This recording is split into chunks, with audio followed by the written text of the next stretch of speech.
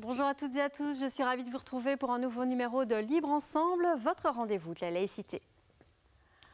On n'enferme pas un enfant, point.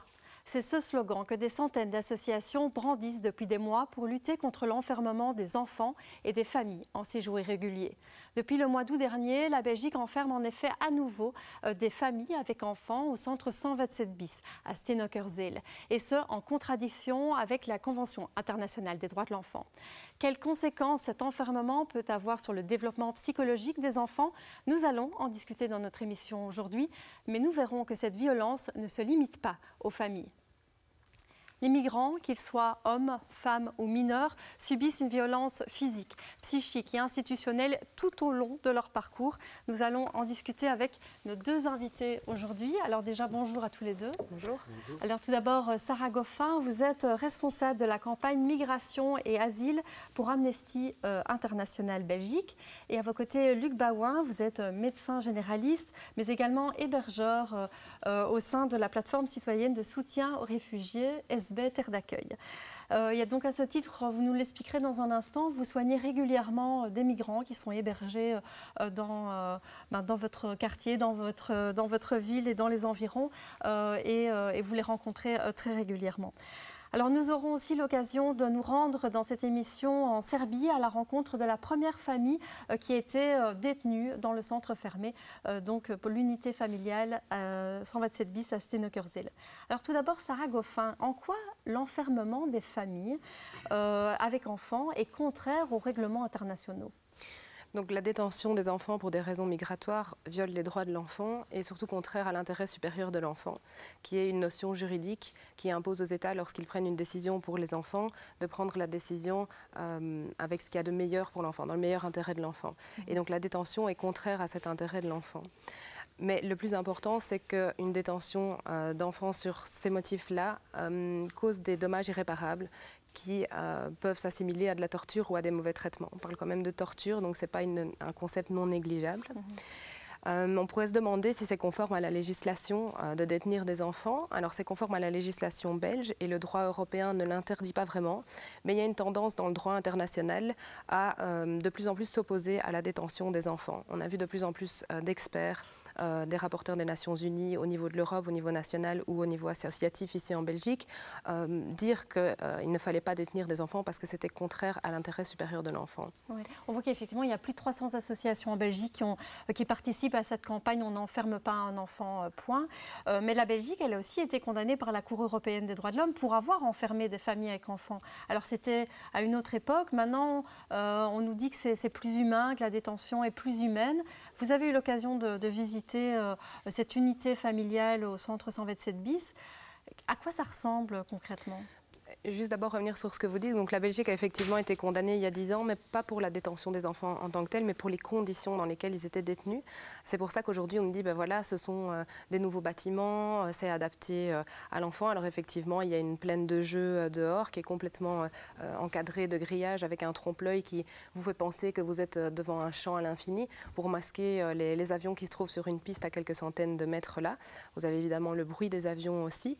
Et au niveau des maisons, ce sont des petites maisons toutes neuves, assez aseptisées, mais voilà, il n'y a pas une liberté de circulation complète, il y a des couvre-feux, il y a quand même des choses qui sont contrôlées. C'est jamais très clair de savoir si les personnes peuvent rentrer dans ces maisons directement ou est-ce qu'ils attendent une autorisation de la famille pour pouvoir rentrer. Donc voilà, aussi beau que ce soit, une prison reste une prison.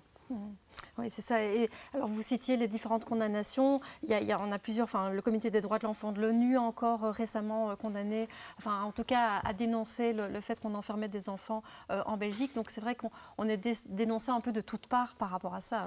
Voilà, il y a eu différents experts, effectivement, qui ont interpellé la Belgique. Il y a eu la première famille qui a été renvoyée, qui avait porté plainte auprès du Comité des droits de l'enfant, qui a demandé à la Belgique de libérer cette famille.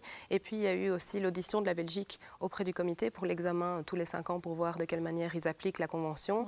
Et là, la conclusion était sans appel. Le comité a de nouveau demandé à la Belgique de ne pas détenir les enfants, mais on ne lui reconnaît qu'une compétence, elle n'a qu'une compétence d'avis, et donc ce n'est pas une compétence obligatoire, et donc la Belgique ne suit pas ces recommandations. Alors donc là, on a parlé des législations, mais effectivement, on l'a dit, cet enfermement a des conséquences sur le développement psychologique des enfants. Alors je vous propose d'entendre Benoît van Geersbilk à ce sujet, le directeur de défense des enfants international Belgique. Donc on est allé l'interviewer, il nous parle des conséquences donc, sur les enfants. Une séquence où vous verrez, il y a aussi des images d'une action, une action qui a été menée en juin 2018 par le collectif Not in My Name, à l'époque où justement cette unité familiale était en construction.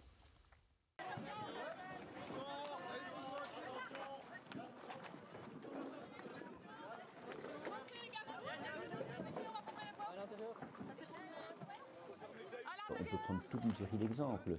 Des enfants qui recommencent à faire pipi au lit, qui sont angoissés tout le temps, qui font des cauchemars, qui ont des problèmes psychosomatiques, qui ont mal au ventre, des parents qui sont dépressifs, qui sont incapables de pouvoir encore s'occuper de leur enfant. Tous ces facteurs-là montrent que la détention est une forme de maltraitance infligée par l'État à ces enfants. Et donc, une maltraitance organisée par les pouvoirs publics, c'est absolument inadmissible, alors que les pouvoirs publics ont d'abord et avant tout pour objectif et mission de protéger les enfants et de leur permettre d'être dans des conditions de développement et des conditions de vie adéquates.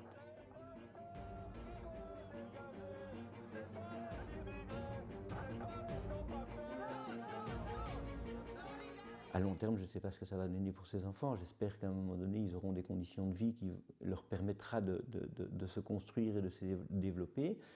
Mais on ne peut pas dire que les pouvoirs publics ont facilité leur développement, leur construction, leur identité, leur éducation, et de les outiller finalement pour devenir des citoyens à part entière. On a mis au contraire beaucoup de moyens pour leur dire « vous êtes indésirables ». Et ça, c'est le message qu'ils reçoivent. Vous êtes indésirables dans notre société, on ne veut pas de vous. Comment est-ce qu'un enfant peut se construire avec un message pareil de la part des autorités? J'ai vraiment du mal à l'imaginer.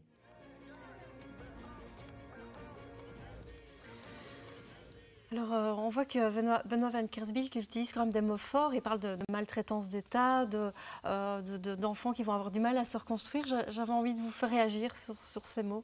Peut-être l'un et l'autre, le médecin et vous en tant qu'Amnesty International.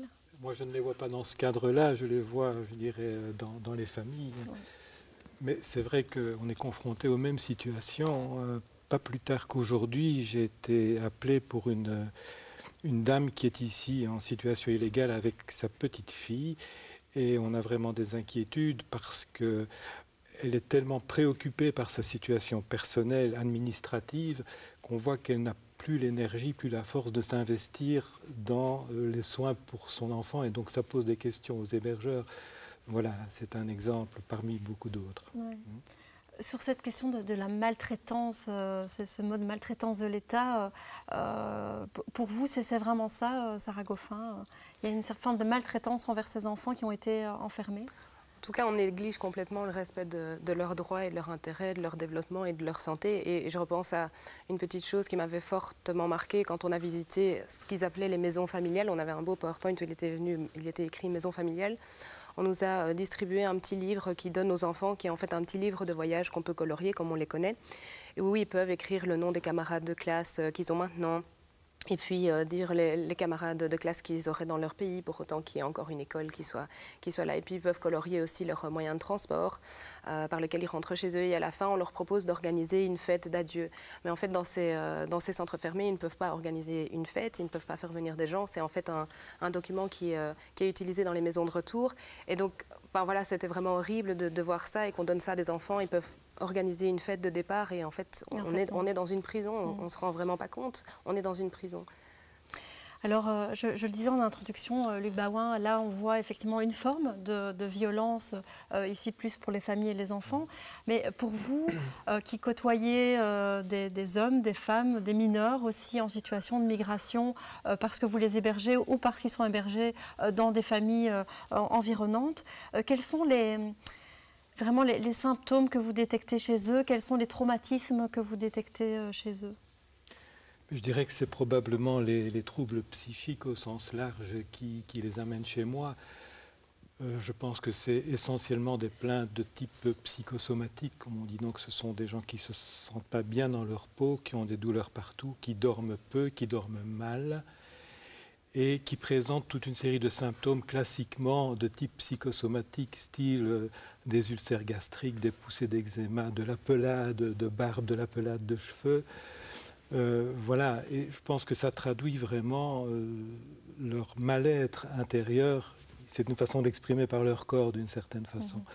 Il y a bien sûr d'autres raisons pour lesquelles ils viennent chez moi. C'est parfois des problèmes infectieux, c'est parfois même, voire souvent des traumatismes. Mais je dirais que la plupart du temps, c'est quand même ça les symptômes qui viennent en premier lieu, et c'est ceux qui m'interpellent le plus en réalité. Et dans ces troubles psychiques, j'imagine qu'il y a aussi toute la partie anxiété, stress, vraiment un trouble post-traumatique, comme on peut les appeler. C'est le désespoir un peu qui s'empare d'eux dans ces cas-là? Oui, ben voilà, au niveau des symptômes, il y a bien sûr les angoisses, le stress, la dépression qui peut parfois être très profonde, avec des propos suicidaires, voire des passages à l'acte exceptionnels, mais ça peut arriver. Et puis alors, il y a ce fameux stress post-traumatique, qui est parfois très, très impressionnant. J'ai notamment été confronté à l'histoire d'un jeune gars qui revenait d'un entretien pour son dossier, et qui, dans la voiture, pendant le retour, a vraiment présenté un état de catalepsie. Il ne parlait plus, il ne se souvenait plus de rien.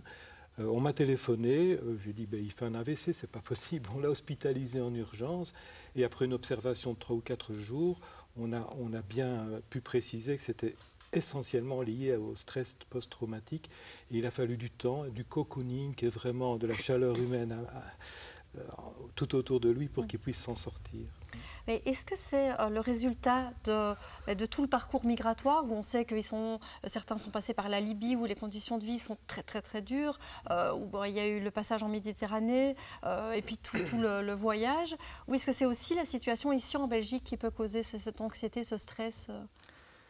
Je dirais qu'il y a les deux, mais j'ai été très frappé par un discours d'un migrant que je reçois chez moi régulièrement, et qui me disait quand j'ai traversé le désert, j'avais 50% de mourir, 50% de risque de mourir, mais j'ai pris ce risque-là parce que j'avais l'espoir d'un ailleurs. Quand je suis arrivé en Libye, j'ai été très très maltraité, mais j'ai pris ce risque-là parce que j'avais l'espoir d'un ailleurs. Idem pour la traversée de la Méditerranée. Et quand ils arrivent dans cet ailleurs, c'est-à-dire l'Europe, chez nous, qui pour eux est une terre de liberté, une terre de démocratie, ils ne peuvent plus avoir d'espoir. C'est le désespoir. Ils se trouvent vraiment dans une forme de souricière où on leur montre de si façon qu'on n'a pas besoin d'eux, qu'on n'a pas envie d'eux, et qu'on leur met des bâtons dans les roues. Donc c'est vraiment à ce moment-ci que le désespoir prend le dessus sur l'espoir. Sarah Goffin, vous vouliez réagir? Oui, ça me fait penser à un rapport que Médecins sans frontières a sorti au mois de février, qui disait qu'une personne sur 4, dans le cadre de leur enquête, disait que les problèmes psychologiques qu'ils éprouvaient étaient dus aux conditions de vie en Europe, ou en tout cas sur le voyage, mais en Europe. Et donc c'est la précarité, le fait de ne pas savoir ce qui va advenir de leur vie, mais aussi le comportement de la police qui peut être variable. Et donc voilà, on voit quand même qu'il y a beaucoup de troubles psychologiques qui sont dus aux conditions qui apparaissent pendant qu'ils arrivent. Oui, d'ailleurs, il y a eu une étude de l'OMS récemment qui montre que finalement, ces migrants sont en bonne santé physique, et que c'est souvent en Europe qu'ils attrapent des maladies ou autres. Disons que par tranche d'âge comparable, ils sont certainement en meilleure santé quand ils arrivent que la tranche d'âge des jeunes de chez nous. Mais ce qui détériore leur santé, c'est effectivement souvent les conditions de vie ici. C'est bien sûr les intempéries, les nuits dehors, la malbouffe, le stress, l'angoisse, les tracasseries administratives, les rafles policières. Tout ça fait en sorte aussi parfois le fait de devoir vivre avec d'autres populations marginales où il y a peut-être des risques de contagion, des choses comme ça, oui, effectivement. D'accord. Alors, on a parlé ici de violence psychique, de violence physique, mais est-ce que finalement tout ça ne fait pas partie d'une forme de violence institutionnelle? Sarah Goffin, quand on voit la politique migratoire au niveau, pas nécessairement belge, mais la politique migratoire au niveau européen, est-ce qu'on ne peut pas parler de violence institutionnelle? Si vous parliez à l'instant de la Libye, on voit qu'il y a une coopération renforcée de la part de l'Union européenne avec les gardes-côtes libyens pour pouvoir renvoyer toute personne qu'on trouverait en mer vers la Libye. La Libye, c'est un pays qui n'a pas ratifié la Convention de Genève pour protéger les réfugiés. C'est un pays où, dès qu'on est migrant, on est placé dans des centres de détention et où la plupart subissent des actes de torture ou de mauvais traitements. Et donc, l'Union européenne pousse à ce qu'on arrive à ce genre de violence. Il y a évidemment aussi, vous parlez de la violence en mer Méditerranée, puisque les États ne mettent pas en place des voies légales et sûres pour permettre aux personnes qui ont besoin de protection de la demander, ils ont recours aux passeurs, ce qui est aussi des dangers. Il y a aussi des violations des droits humains, de l'extorsion. Quand on est une femme, évidemment, on est soumis encore à plus de risques de violence. Et puis maintenant, il y a eu aussi toute cette campagne de diffamation à l'égard des ONG qui pratiquent le sauvetage en mer pour essayer de les empêcher de sauver les personnes en mer, que ce soit des difficultés administratives, les poursuivre en justice parce qu'ils ne respectent pas la réglementation sur le traitement des déchets. Et on voit aussi que tout bateau qui va essayer de sauver des personnes reçoit l'ordre de ramener ces personnes vers la Libye. La boucle est bouclée, donc soit on meurt en mer, soit on retourne en Libye où on est détenu et torturé. Voilà le choix de l'Union européenne. Ouais. Et du coup, ça renforce ce désespoir dont vous parliez. J'imagine que tout ce chemin, ils doivent souvent se le remémorer, notamment quand ils veulent faire une demande d'asile. Par exemple, je sais que vous les aidez, vous aidez parfois certains dans leur demande d'asile ou dans leurs dossiers médicaux. Se remémorer tout ce parcours migratoire, c'est quelque chose aussi de difficile à vivre? C'est très difficile. Disons que moi, je les vois parfois quand ils sont amenés par des hébergeurs dans le cadre d'un dossier, dans une procédure, pour appuyer leur demande par un certificat médical. Et donc, je suis amené à leur poser des questions très précises sur ce qui les a fait quitter leur pays, sur leurs conditions de détention en Libye, sur l'origine de certaines traces qu'ils portent sur le corps, des coupures, des blessures, des brûlures, des impacts de balles parfois. J'ai constaté que simplement le fait de devoir se remémorer tout ça, de le réexpliquer, c'était très très difficile pour eux. La semaine dernière, il y a un jeune gars que j'ai examiné qui a tout planqué là. Il est sorti de mon bureau, il est allé s'aérer pendant un quart d'heure. C'était quasi invivable pour lui de se remémorer ça. Alors il y a parfois des hébergeurs qui me disent oui, on ne comprend pas pourquoi c'est important qu'il écrive son récit de vie, il faut qu'il soit vraiment très très constant dans ce qu'il dit, etc. Mais je me rends bien compte que pour eux, c'est une épreuve quasi insurmontable, au prix de devoir réactiver des traumatismes qui peuvent être très très difficiles à supporter. Oui, en plus on a tendance à leur poser peut-être beaucoup de questions, que ce soit les hébergeurs, de façon vraiment pas pour nuire, mais en tout cas ils posent des questions pour s'intéresser, oui, et puis les questions posées aussi par l'État, quel qu'il soit et où qu'il soit sur le parcours. J'imagine que ça, évidemment, ça renforce ce côté-là. Alors, on va revenir sur la question peut-être de l'enfermement des familles, mais en l'abordant d'un angle un peu différent, puisque la première famille qui a été détenue en centre fermé au 127 bis à Stenokerzeel au mois d'août, elle a été renvoyée en Serbie, donc on va parler ici de retour forcé, de rapatriement. Notre collègue Pierre Skombrot est parti à la rencontre de cette famille en Serbie. Il est parti avec Bernard De Vos il y a quelques mois, et je vous propose de regarder le reportage qu'ils ont ramené.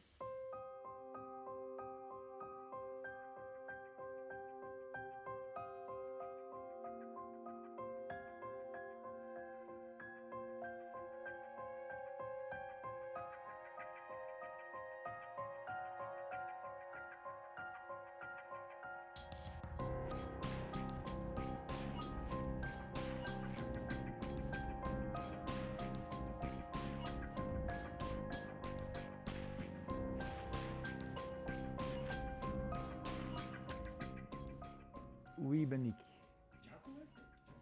Nee? Ja? Salut. Salut. Tu te rappelles? Oui, in de gesloten centrum was ik met Bruno, de kinderrechtencommissaris. Ja. Mijn Nederlands is zeer slecht. Spreekt u nog Nederlands? Ja. Ja? En gaat u naar school? Nee?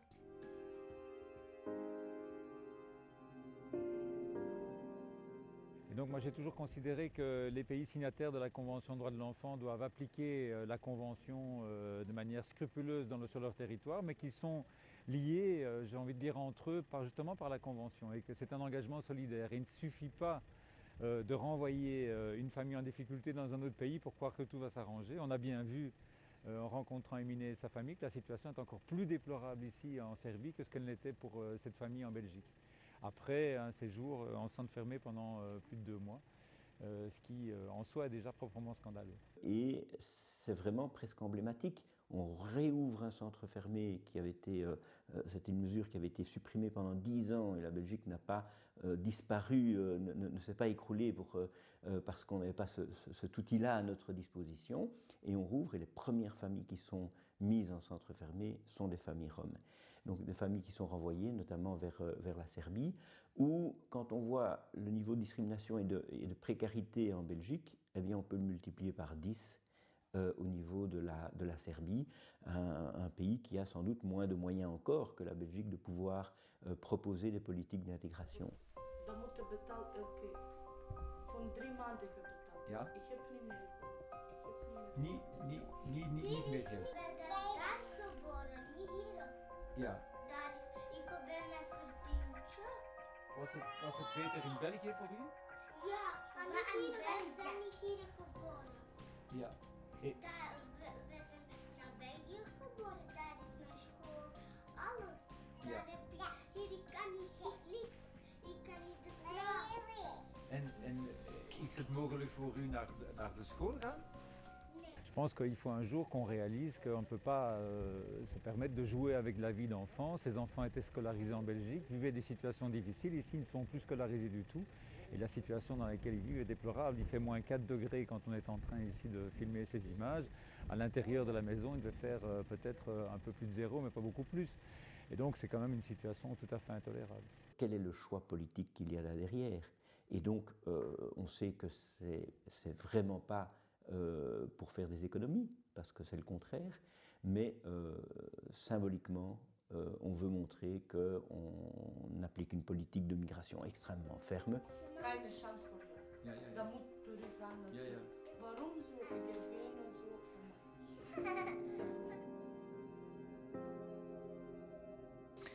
Alors, Sarah Goffin, le sujet pose plusieurs questions, mais ça pose notamment la question de famille qu'on va renvoyer ici en Serbie, où elle n'a aucune attache, mais en plus où on sait que dans le cas d'une famille rome, elle va subir des discriminations en Serbie.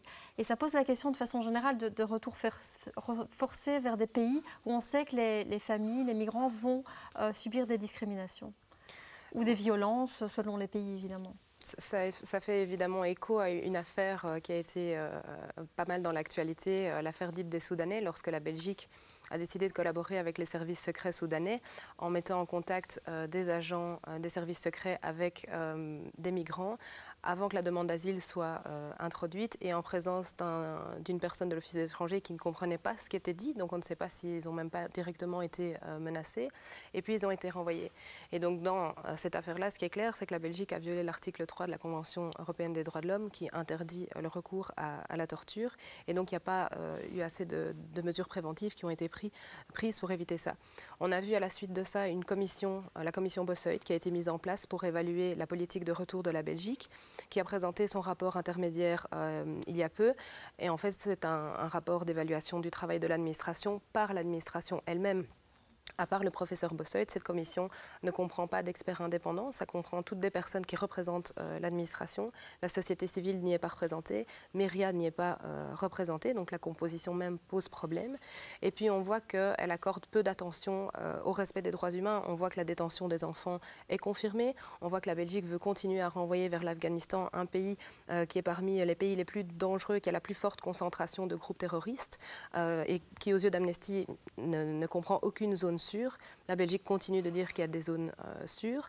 On voit qu'elle remet en question la possibilité d'avoir un mécanisme de prévention, comme le prévoit le protocole facultatif de la Convention contre la torture, pour pouvoir surveiller les lieux de détention et prévenir des abus.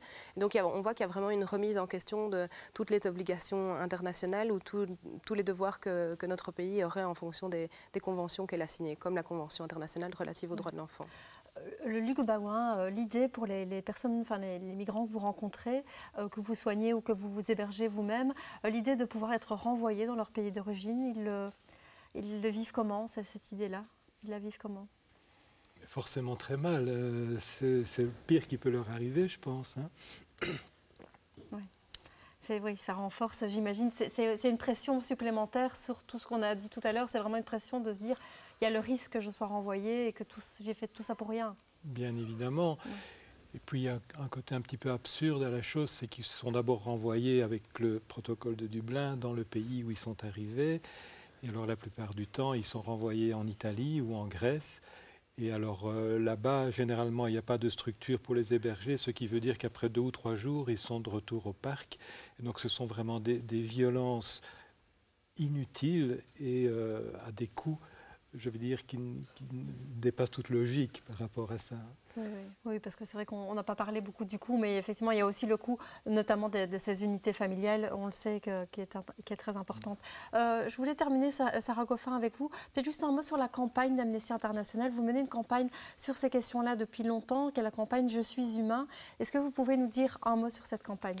Par cette campagne, on voudrait arriver à une Belgique qui adopte une politique beaucoup plus humaine et beaucoup plus respectueuse des droits des migrants. On l'a vu en fait partout, sur tout le parcours, les renvois vers Dublin, c'est de la violence qu'il y a constamment. En fait, on joue avec les vies des gens, tout simplement, et c'est honteux. Et il est temps de retrouver la voie de l'humanité, et c'est ça qu'on a voulu mettre en avant, en commençant par de la déconstruction des préjugés, pour essayer de rendre un visage aux personnes qui fuient, que ce ne sont pas des masses de personnes qui arrivent, mais que ce sont des personnes, des êtres humains comme nous, qui avaient une vie, qui ont fui quelque chose, et d'essayer de redonner de l'humanité et montrer leur faculté de résilience aussi. Tout un beau projet qu'on mène via une exposition photo en collaboration avec le collectif UMA.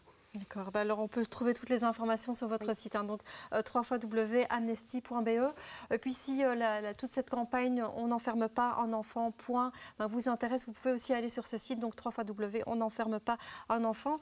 Et puis, si vous habitez dans la région de SB, dans ce coin de Anu, comme Luc Baouin, j'imagine que vous êtes toujours en recherche de la plateforme de soutien aux réfugiés, toujours des recherches d'hébergeurs, de citoyens qui peuvent donner un coup de main dans cette aide, dans ce soutien. Pas uniquement les hébergeurs, on a besoin de conducteurs pour aller au parc, conduire, rechercher, de personnes qui apportent simplement leur aide financière ou d'autres qui participent à de la cuisine ou font des lessives, des choses comme ça. Il y a toute une organisation, c'est tout un réseau qui s'est créé finalement, pas uniquement l'hébergement. Oui. Tout un réseau citoyen, donc c'est la plateforme citoyenne de soutien aux réfugiés, SB Terre d'accueil. Merci à tous les deux, merci à vous de nous avoir suivis et à très bientôt pour un nouveau numéro de Libre Ensemble.